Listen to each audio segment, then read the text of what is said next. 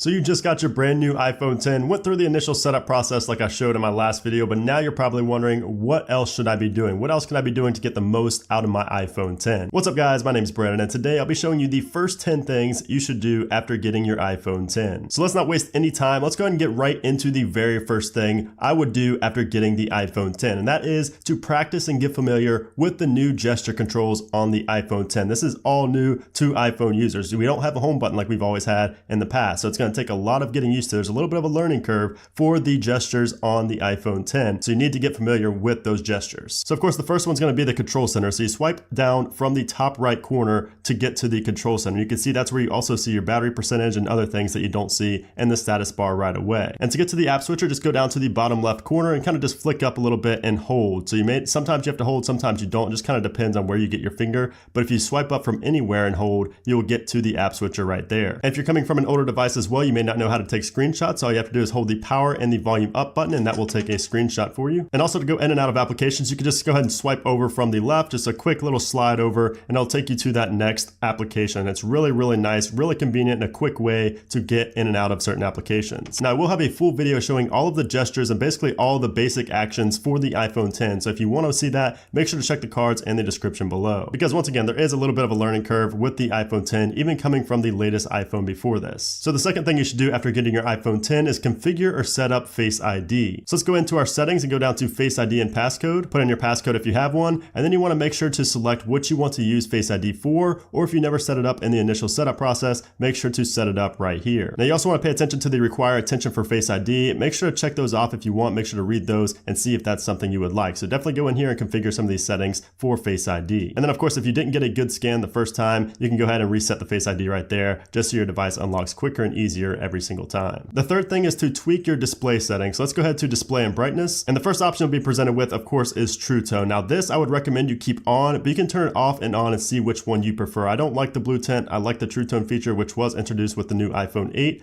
but you can go ahead and mess around with this and see what you like, but I'd recommend you keep True Tone on. I also personally like to turn auto lock to never, just because I never forget to lock my device. And when I'm doing things, sometimes I'll be away from my phone and I don't want to go back and have to unlock it time and time again. So I like to keep auto lock on never always. Raise to wake is also a feature in here, but I would not recommend this on the iPhone 10 just because you can simply tap the screen on the iPhone 10 to wake the device. So there's really no need for raise to wake. And then if we go back and go to general, accessibility, and display accommodations, this is where you can go ahead and turn on or off auto brightness, whatever you prefer. I prefer it off, but some people do prefer it on. So yeah, I would just go through and tweak the display settings to your liking. Next up is tweaking the control center, which of course you get to by swiping down from the right. You can see there's a lot of room down here, so we can fit some more icons in there if we want to. So let's go to customize controls. So I personally like having my alarm in there, so I'm going to add the alarm. I like having my flashlight right there. You can basically just move these around to where you want them to be and add in whatever you want to be in there. And since you have a lot more room with the control center here on the iPhone 10, there's really no reason not to fill it all the way up. Unless of course you think it could look cluttered, but that's just up to you. I would just go in and customize the control center to your liking just because you can. And then also in control center, of course, if you didn't know, you can 3D touch on all of these toggles and get more settings, more functionality out of these toggles. So definitely go ahead and check that out. The fifth thing you should do after getting your brand new iPhone 10 is sending some animojis. So animojis are exclusive to the iPhone 10. However, anybody with an iPhone can see the Animoji. So if you don't know, Animojis are basically just a mask on your face, and it basically just mimics your face, like the mouth movements and everything,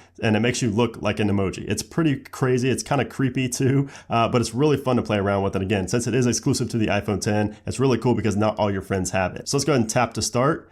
And you can see right here, it's picking up my face and it's seeing me talk. So you can see it's picking up my movement on my face right now. It's talking like I'm talking. So I'm just gonna go and click on record. And you can see we have 10 seconds to record as much as we want. So you can kind of just mess around, raise your eyebrows, and it knows when you're doing that. It's pretty creepy, but pretty funny. We have 10 seconds to record as much as we want. So you can kind of just mess around.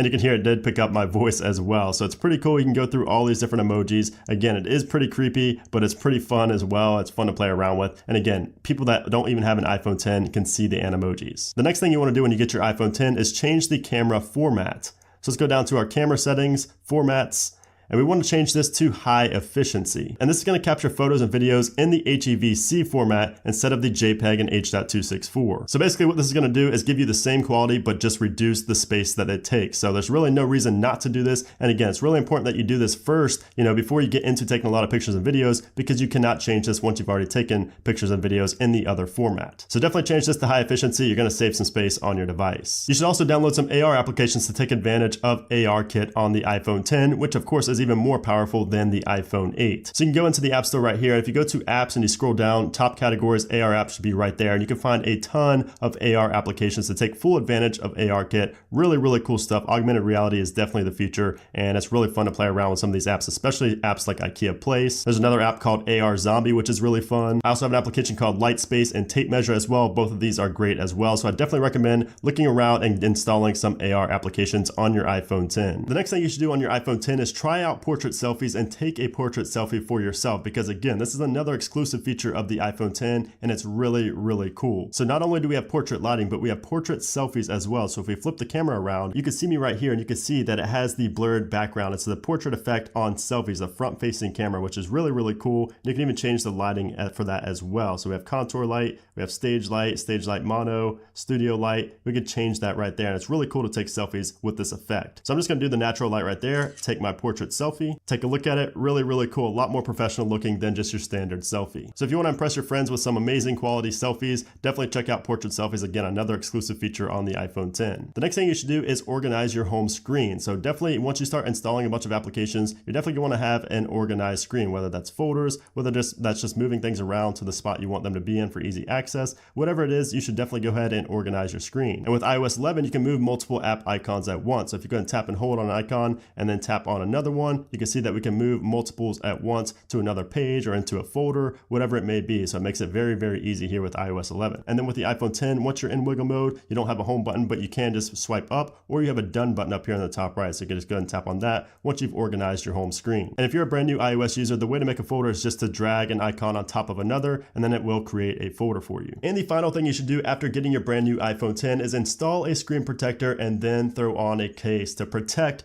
this beauty. You want to protect this beauty. I mean, just look at it. It's so beautiful. The front, the back, everything about this phone is just beautiful, and you should want to protect it. So some companies I'd recommend are Elixir right here. We have Spec, we have Spigen. We have another company right here called Mujo, who actually sent this case out. You can see Mujo right there. They sent out this full leather wallet case, which looks really, really cool for the iPhone 10. And then of course, Elixir always hooks it up here on the channel. So shout out to Elixir. Make sure to check them out. I have links for all these companies down below, but definitely install a tempered glass screen protector on your iPhone 10 and get some cases going on that as well. As tempting as it is to take this thing out naked, I would definitely not recommend it. And I definitely recommend getting at least a screen protector and a case. So definitely go ahead and do that. I will have links to these companies down below. They're very, very good quality cases as well, and they are not too expensive. But anyways, guys, that's it for this video. Those are the first 10 things I would do after getting your brand new iPhone 10. If you have any other recommendations, if you agree or disagree, let me know down in the comment section down below. And if you missed any of my other iPhone 10 videos, make sure to check the description. I will have all those videos down there. But anyways, if you enjoyed the video, make sure to give it a thumbs up. Also, make sure to subscribe for a lot more iPhone 10 content as well as comparisons. But anyways, guys, thanks again for watching, and I'll see you soon.